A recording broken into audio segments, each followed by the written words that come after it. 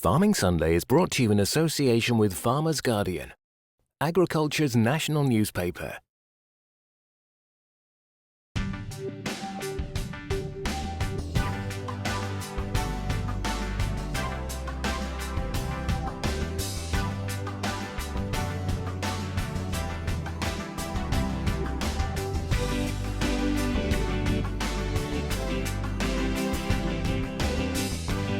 Coming up on Farming Sunday. For several years now, we haven't had a level playing field as far as the health requirements on imported beef are concerned. And the one that bothered us most, of course, was beef coming from Brazil.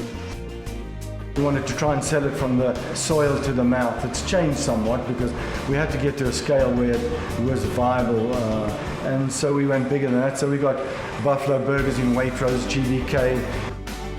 It's a virus that is associated with both respiratory disease, as you'd expect, rhinotracheitis, but also can cause fertility problems in adult cattle.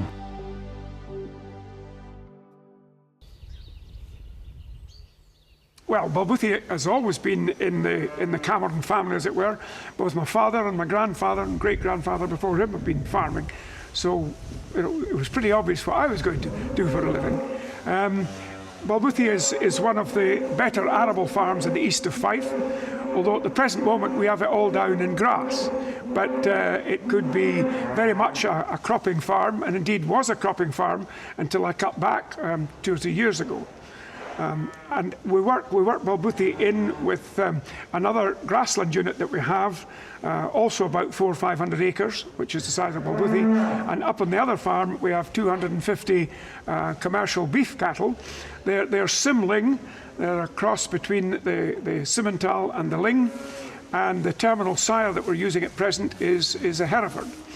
Now, one of the reasons that, apart from me being pretty old-fashioned, and these are old-fashioned breeds that I've been telling about, but one of the reasons that we work with a Hereford bull is that each year now we supply Waitrose with a niche market product.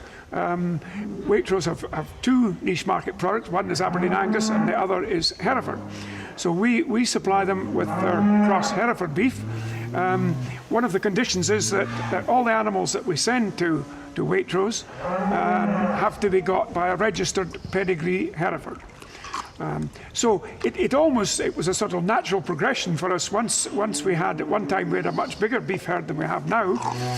But when we went in with this Waitrose deal, we needed about 20-25 Hereford bulls each year.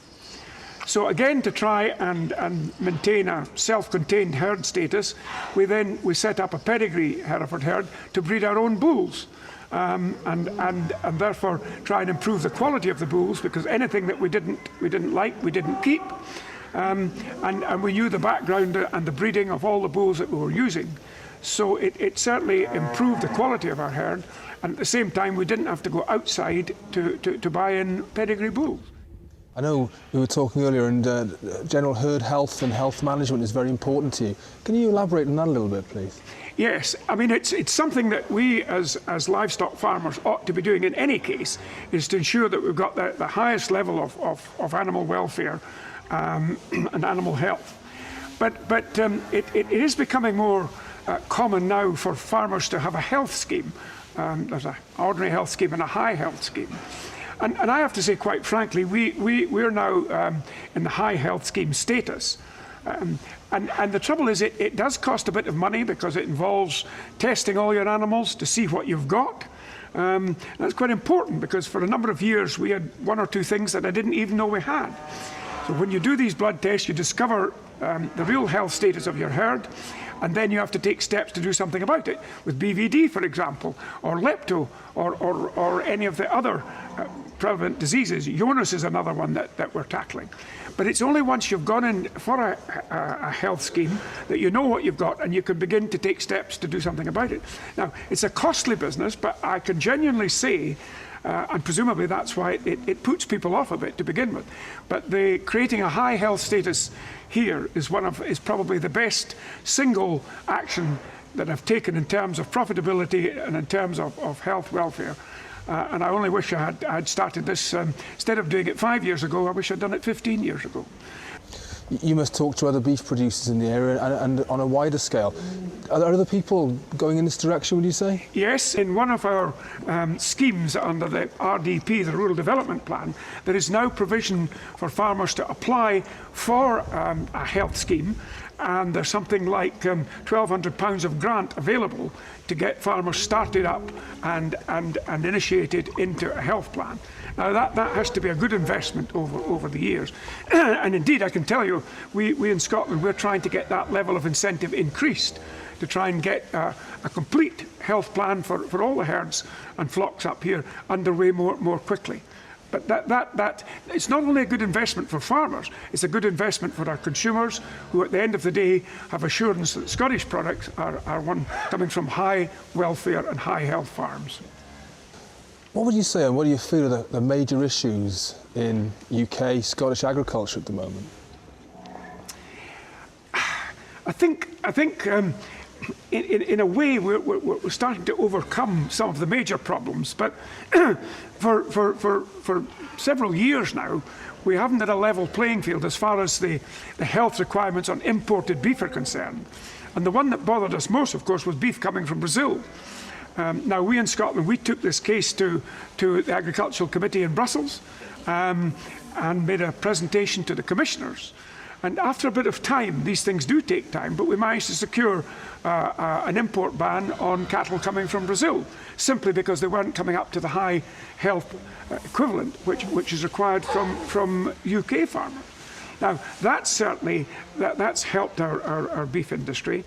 And at the present moment, the other thing that's helping both our beef and our sheep industry is the weak pound, which gives us greater incentive to export.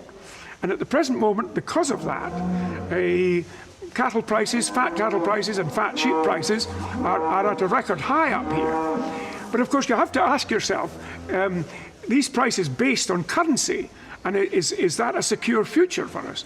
And I suspect that it's not.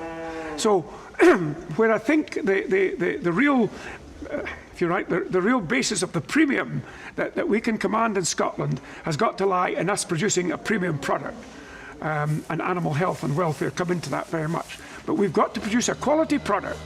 And if we can produce the quality product, then we're entitled to ask for a premium.